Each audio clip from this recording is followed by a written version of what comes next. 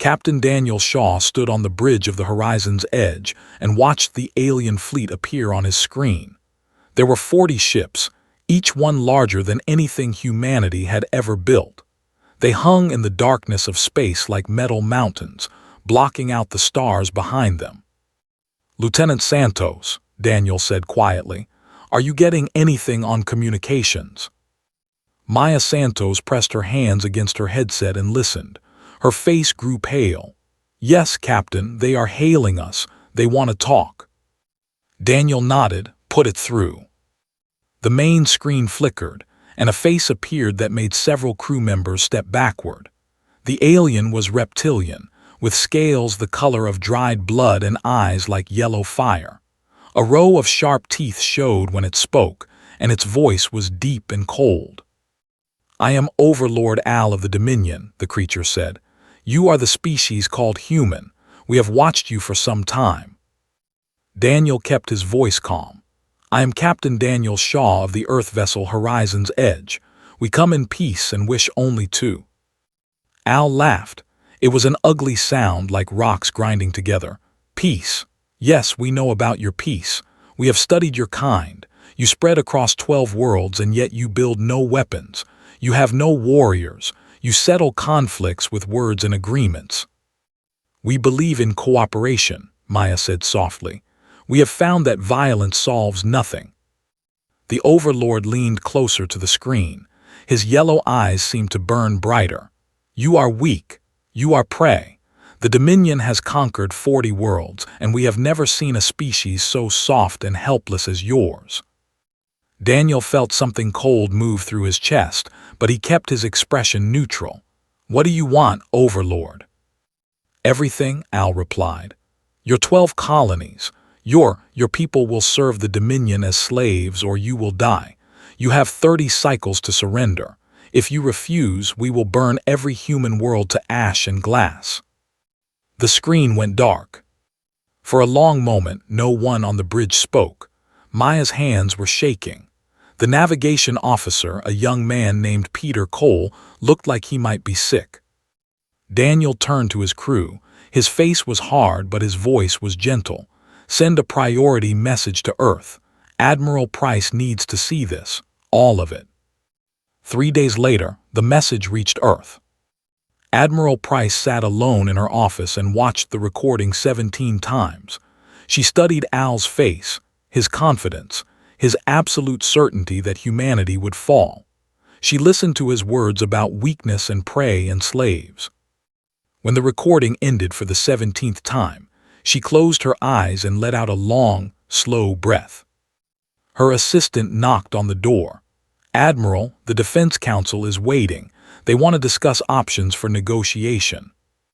"Negotiation," repeated quietly. She almost smiled, but there was no humor in it. She stood and walked to a locked cabinet in the corner of her office. Inside were files that had not been opened in over 200 years. Files marked with old symbols and old warnings. Files that contained the truth about what humanity used to be. Pulled out a thick folder and opened it. Inside were photographs from ancient times, trenches filled with mud and bodies, cities reduced to rubble and flame, camps where millions had died, bombs that turned entire regions into poison and shadow. She looked at these images for a long time. Her assistant knocked again. "Admiral." Closed the folder and placed it under her arm. "Tell the council I am coming, and tell them to prepare for a long meeting. We have much to discuss." The council chamber was full of worried faces. 12 representatives from 12 colonies sat around a curved table, along with the leaders of Earth's government. They spoke over each other in frightened voices. "We must negotiate," one representative said. "We cannot fight a species that has conquered 40 worlds." "Perhaps if we offer them resources," another suggested. "Trade agreements, technology." "They do not want trade," a third voice said bitterly. "They want slaves, they want us on our knees." Walked to the center of the room and placed the old folder on the table. The room fell silent. 250 years ago, she said, humanity made a choice. We had just survived the last Great War, a war that killed 2 billion people and nearly destroyed our planet. We looked at ourselves and felt shame. We saw what we were capable of, and we were horrified. She opened the folder and spread the photographs across the table. Some of the representatives looked away. Others stared with confusion. We decided to change, continued. We buried our weapons. We closed our military academies. We taught our children that violence was wrong, that cooperation was the only path forward. And for 250 years it worked. We built a peaceful civilization. We reached for the stars. She paused and looked around the room. But we did not forget. We could never forget. Because the truth is, we did not become peaceful because we were weak. We became peaceful because we knew exactly what we were, and it terrified us. Admiral, one representative said carefully, "What are you suggesting?" Gathered the photographs and placed them back in the folder. Her eyes were cold now, cold and ancient, and filled with something that made several people look away. "They believe we are prey," she said. "They believe we are soft and helpless. They look at our peaceful civilization and see sheep waiting to be slaughtered." She turned toward the door. "They have no idea what sleeps inside humanity. They have no idea what real monsters look like. But if they want war, they will learn." She stopped at the door and looked back at the council. "Prepare the people. In 30 cycles we wake the beast." And for the first time in 250 years, Earth began to remember what it truly was. The news spread across Earth like fire through dry grass. 2 outer colonies destroyed. 14 million humans dead. Cities burned to nothing. Children, mothers, fathers, all gone in a single day. The galaxy expected panic. They expected humans to scream and cry and beg for mercy. They expected a weak species to collapse under the weight of fear. They were wrong. Colonel Young was 63 years old and had been retired for 15 years. He spent his days teaching history to young students and tending his small garden in the mountains of Colorado. He had not touched a weapon since the day he left the service, and he had hoped never to touch one again. When the news came, he was reading a book about ancient Rome. His phone rang, and he heard a voice he had not heard in many years. Admiral Price said, "I need you." He closed his book slowly. "I thought we were done with all that. I thought we put it away forever." "So did I," she replied. There was something heavy in her voice, something tired and sad. "They killed 14 million people. They burned entire cities, and they laughed while they did it." Was quiet for a long moment. Through his window, he could see the sun setting over the mountains, painting the sky in shades of orange and red. It was beautiful, peaceful. "Where do you need me?" he asked. "Fort, we are waking up Protocol." Closed his eyes. Protocol. He had hoped that name would never be spoken again. "I will be there in 6 hours." Across Earth, similar conversations were happening. Old soldiers received calls. Retired commanders opened sealed orders. Scientists who had spent decades in peaceful research remembered the other projects, the secret projects, the ones buried deep underground and marked with warnings. Dr. Vance was one of those scientists. She was a military historian who had spent 30 years studying the wars of the past.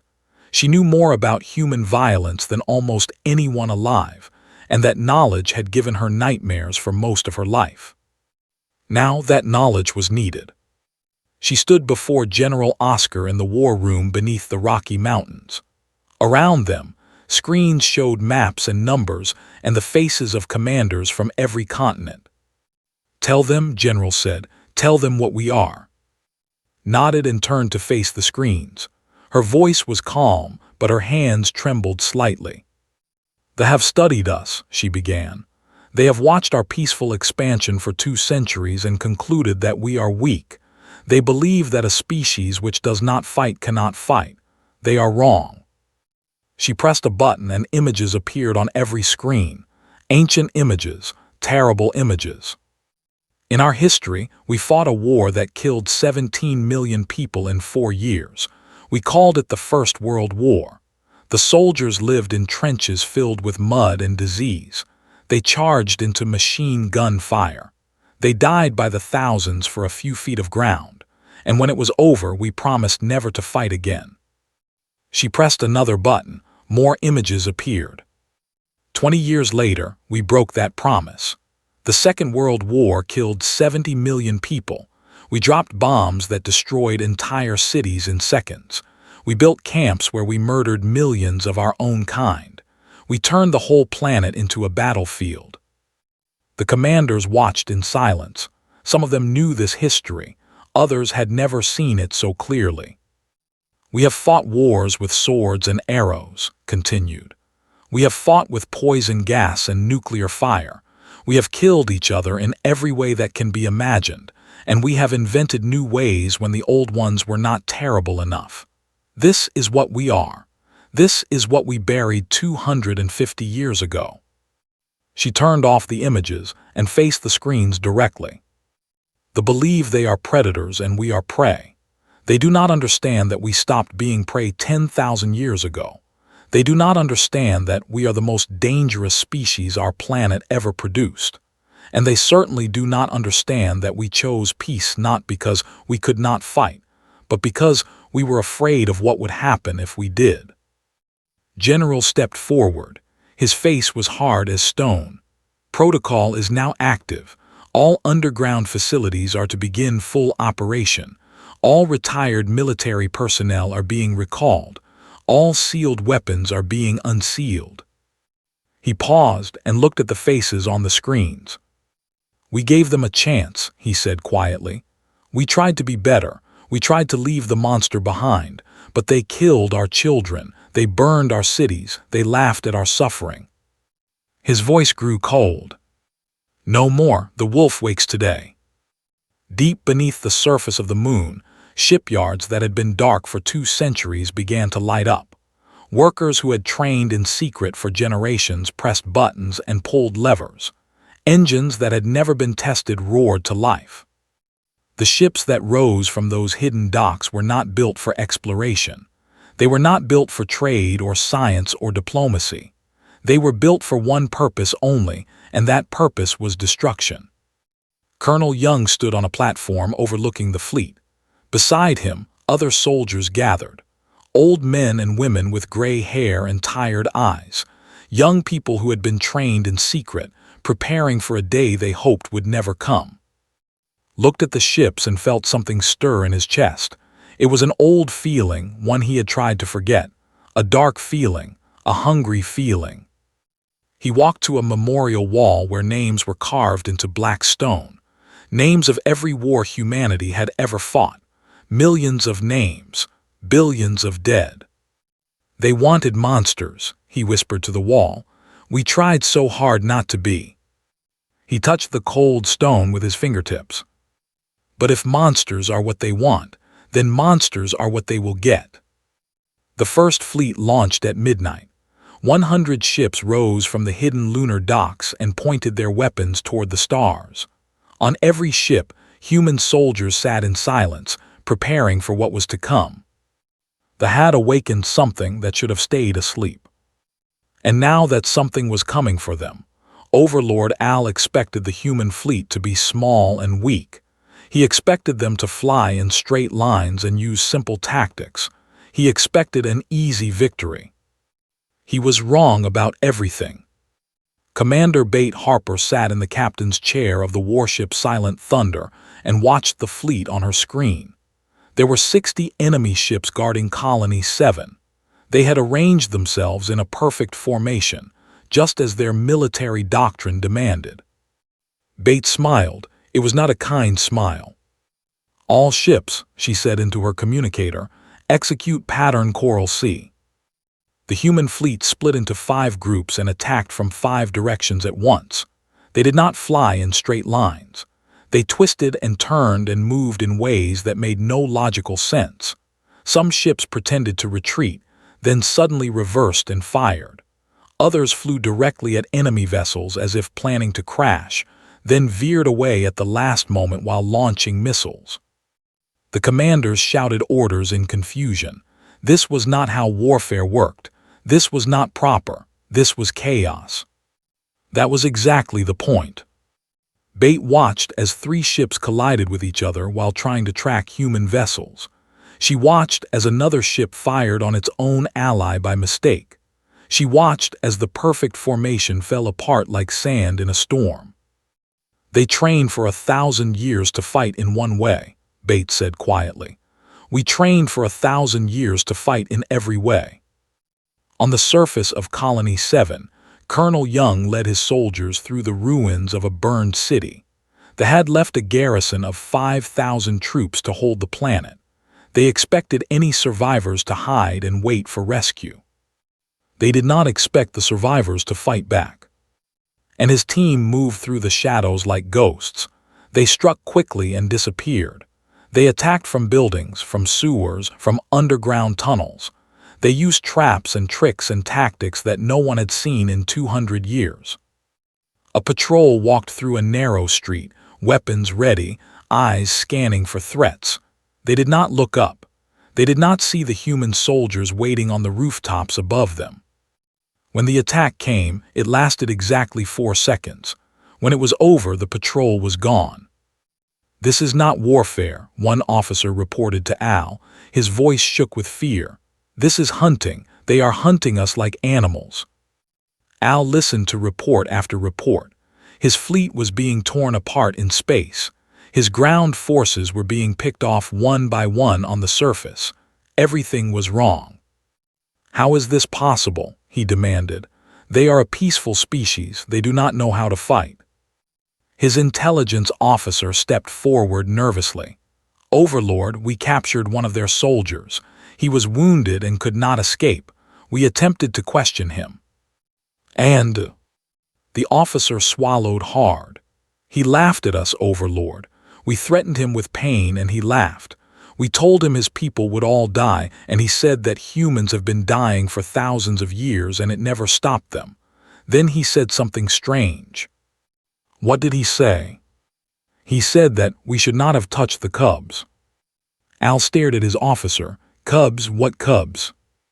"The children, Overlord, on the colonies we destroyed. He said we killed human children, and now nothing in the galaxy will save us." Al felt something he had never felt before. A cold sensation in his stomach, a whisper of doubt in his mind. "Bring me everything we have on human history," he ordered. "Everything." 3 hours later, Al sat alone in his chambers, staring at a screen filled with images and numbers and records from Earth. He read about the First World War, where young men walked into certain death because their leaders told them to. He read about the Second World War, where entire cities were burned and millions were murdered in camps built for killing. He read about smaller wars, wars in jungles and deserts, wars in mountains and cities, wars that lasted days and wars that lasted decades. Everywhere he looked, he saw blood and fire and death. And he saw something else, something that made his scales turn cold. He saw that humans did these things to each other. They were not fighting enemies, he whispered. They were fighting themselves, their own kind, their own blood. He looked at images of nuclear explosions, of mushroom clouds rising over broken cities. He read about weapons that could kill every living thing on a planet. Weapons that humans had built and tested and aimed at their own people. "What kind of species does this to itself?" he asked the empty room. "What kind of monster practices war on its own children?" He thought about the easy victory he had expected. He thought about his soldiers dying in the streets of Colony 7. He thought about his ships burning in the darkness of space. "We attacked the wrong species," he said quietly. "We woke the wrong monster." On Colony 7, the battle was ending. The last soldiers surrendered and were taken prisoner. Young stood over them with his weapon lowered, his face expressionless. "You will not be harmed," he told them. "You will be given food and water and medical care. Then you will be released." The prisoners stared at him in confusion. "Released? Why?" Looked at them for a long moment. His eyes were tired and old, and filled with something they could not understand. "Because I want you to go back to your overlord," he said. "I want you to tell him what you saw here. I want you to describe how we fought, how we moved, how we killed. I want you to explain that this was only the beginning." He turned and walked away. "Tell him that the wolves are coming, and this time we are not going to stop." The prisoners were released the next day. When they reached Al and told him everything, the overlord sat in silence for a very long time. Then he began to prepare a message for the High Council. It was a warning, and he prayed they would listen. The High Council did not listen. They sat in their great chamber on there and heard Al's warning. They watched his recordings of human warfare. They read his reports about the strange tactics and the terrifying history. And they laughed. "Overlord Al has grown weak," the Supreme Leader said. "He has allowed a few defeats to shake his courage. The humans won some battles, yes, but we have conquered 40 worlds. We will not be stopped by a species that was too soft to build weapons until we forced them." Al stood before the council with his head bowed. "Supreme Leader, I beg you to reconsider. These humans are not what we thought. They are." "Enough," the Supreme Leader interrupted. "You will return to your fleet and continue the invasion. If you fail again, you will be replaced. The Dominion does not tolerate cowards." Al left the chamber knowing that he had just witnessed the beginning of the end, not for humanity, for the Dominion. On Earth, Admiral Price stood before the unified military command and gave an order that had not been spoken in 250 years. "Total war," she said. "Every resource, every person, every ship, we hold nothing back." Dr. Vance had a new assignment. She was no longer just a historian. She was now the head of psychological operations, and her job was simple: make the afraid. "We will broadcast our history directly to their ships and their planets," she explained to her team. "We will show them what we are capable of. We will show them what we did to ourselves, and we will let them imagine what we will do to them." The broadcasts began the next day. Soldiers on 100 ships suddenly found their screens filled with images from human history. They saw trenches full of bodies. They saw cities flattened by bombs. They saw camps where humans murdered millions of their own kind. They saw nuclear fire turning everything to ash. And they saw the faces of human soldiers throughout history. Men and women who had witnessed these horrors and kept fighting.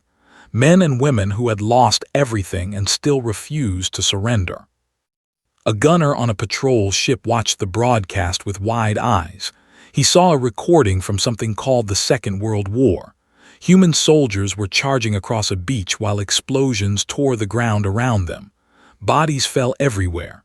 Blood stained the sand. And still they kept coming. "Why?" the gunner whispered. "Why do they not stop?" His commander had no answer. On another ship, a pilot watched footage of something called Vietnam. Human soldiers walked through jungles filled with traps and enemies. They were young, some of them barely adults. Many of them died. The survivors kept walking. "They fight wars that cannot be won," the pilot said to himself. "They die by the millions, and they never give up." The broadcasts did their work. Within 2 weeks, over 3,000 soldiers had deserted their posts. They fled to neutral worlds, to distant stations, to anywhere that was far from the human fleet. Those who remained were no longer confident. They jumped at shadows. They saw human ghosts in every corner. Al watched his army fall apart and felt a strange mixture of anger and understanding. He had tried to warn them. They had not listened. Now humanity was coming, and nothing would stop them. Admiral Price launched operation on a Tuesday morning. 17 military installations across 7 star systems were attacked simultaneously. Human ships appeared from nowhere, struck with devastating force, and vanished before reinforcements could arrive. They had never seen coordinated attacks on this scale. Their communications were jammed. Their formations were broken. Their commanders screamed orders that no one followed. Colonel Young led the assault on a weapons factory orbiting a gas giant. His soldiers moved through the station like water through cracks, flowing around defenses, finding weak points, striking without mercy. A young soldier named Danny Martinez fought beside. He was 22 years old and had trained his whole life for this moment. As they cleared another corridor, he looked at the bodies of soldiers and felt something complicated in his chest. "Colonel," he said quietly, "some of them are trying to surrender." Nodded, "Then let them surrender. We are not here to murder, we are here to win." Danny lowered his weapon and watched as soldiers dropped their guns and raised their hands. They looked at the humans with eyes full of fear. "Why do you keep us alive?" one of them asked. "We destroyed your colonies, we killed your people." Stepped forward and looked at them directly. "Because we are trying very hard not to become what you think we are. Because killing prisoners is what monsters do, and we have enough monsters in our history." Across the galaxy, similar scenes played out. Human soldiers fought with terrible efficiency, but they also showed mercy to those who surrendered. They gave medical care to wounded enemies. They treated prisoners with dignity. This confused them more than anything else. A diplomat named managed to send a secret message to Earth. She begged for an explanation. "Why do you show mercy?" she wrote. "Your history shows that you are capable of genocide, of torture, of every horror imaginable. You could destroy us completely. Why do you hold back?" Admiral Price wrote the response herself. "You asked why we pretended to be peaceful," she wrote. "We did not pretend. We chose peace because we knew what we were. We spent 250 years trying to be better. We buried the monster deep inside ourselves and hoped it would never wake." She paused, then continued typing. "You dug it up. You forced us to remember what we are. But even now, even after everything you have done, we are trying to control it. We are trying to win this war without becoming the thing you fear." She finished the message with words that would be remembered for centuries. "We could destroy your species completely. We have the weapons. We have the will. But we choose not to. That choice is the only thing that separates us from true monsters. That choice is what makes us human." The message was broadcast to every world. And on the Supreme Leader read it with shaking hands. For the first time, he understood what his people had awakened. The human fleet was coming. 200 warships, carrying soldiers who had been trained for the worst and were hopping for the best. They were not coming to destroy. They were coming to prove that mercy was stronger than fear. And they would learn what real power looked like. The human fleet arrived on a day that would be remembered forever. 200 warships appeared in the sky above the capital city, their shadows falling across buildings and streets and the faces of millions of terrified citizens. They hung there in perfect silence, weapons armed, ready to turn everything below into fire and ash. But they did not fire. Al watched from the window of his prison cell.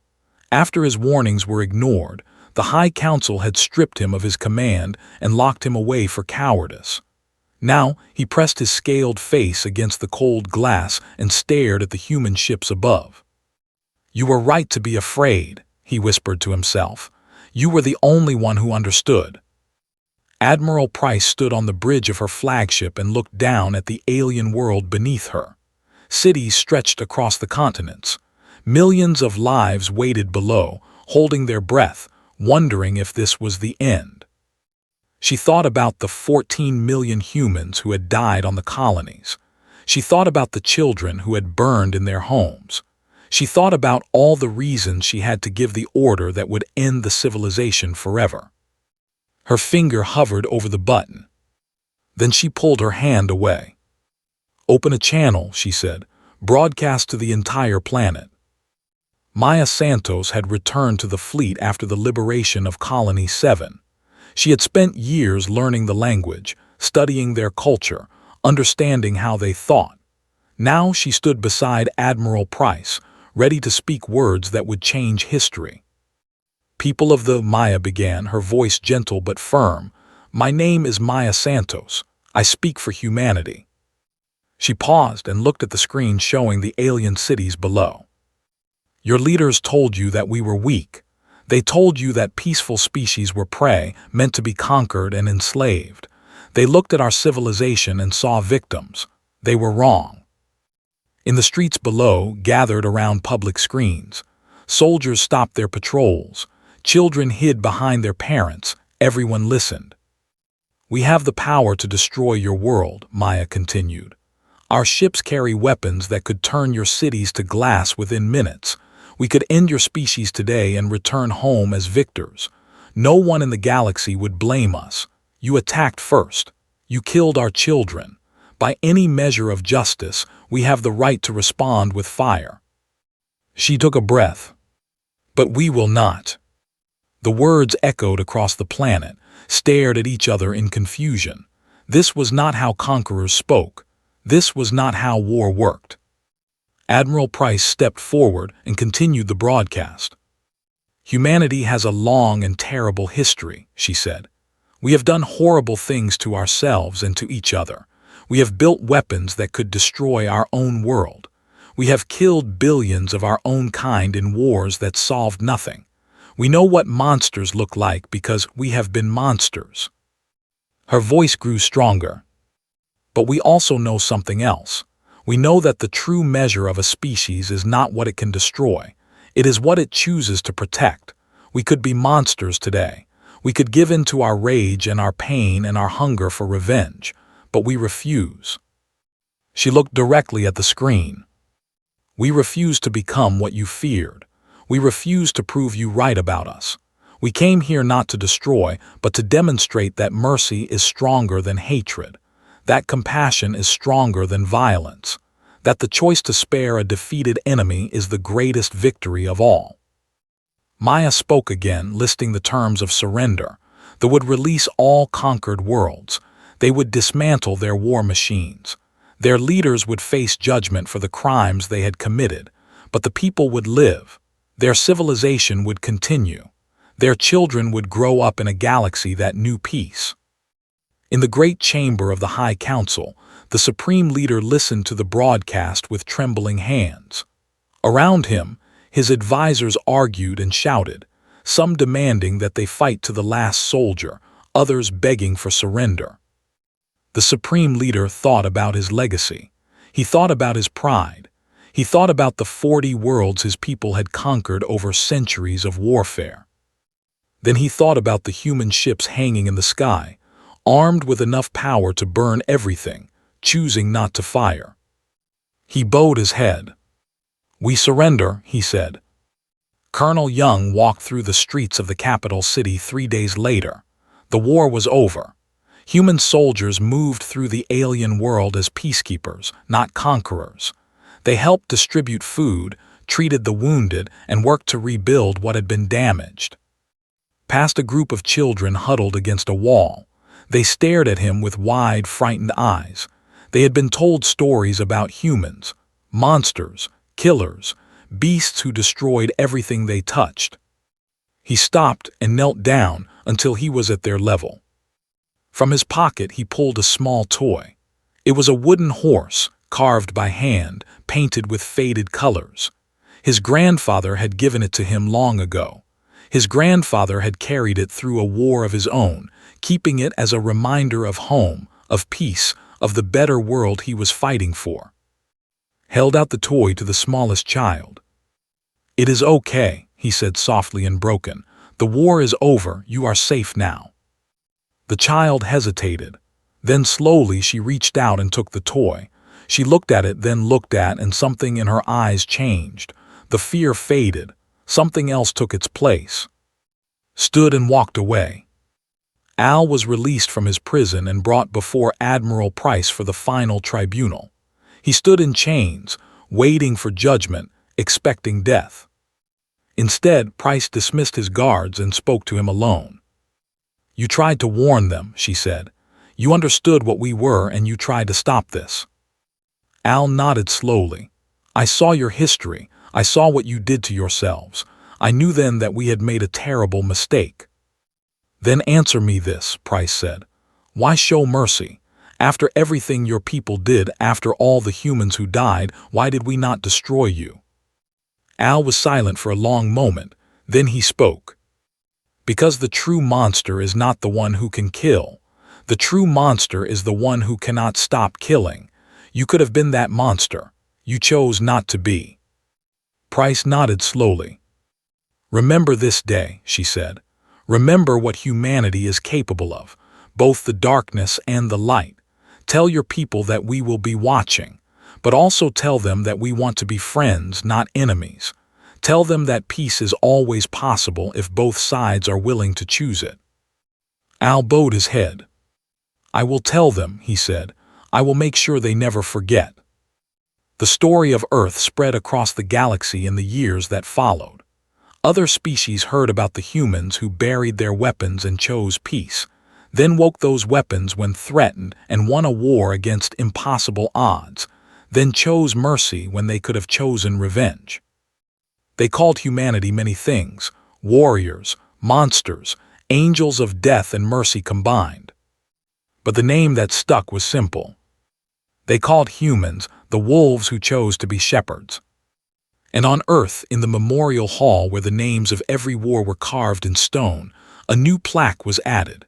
It read, They waged war on humanity expecting sheep. They learned too late that humans were wolves who had chosen to protect rather than destroy. May this victory remind us forever. True strength is not the power to kill. True strength is the wisdom to spare. True strength is the choice to be better than what we fear. And humanity returned to peace, older and wiser, knowing that the monster still slept inside them, hoping it would never need to wake again.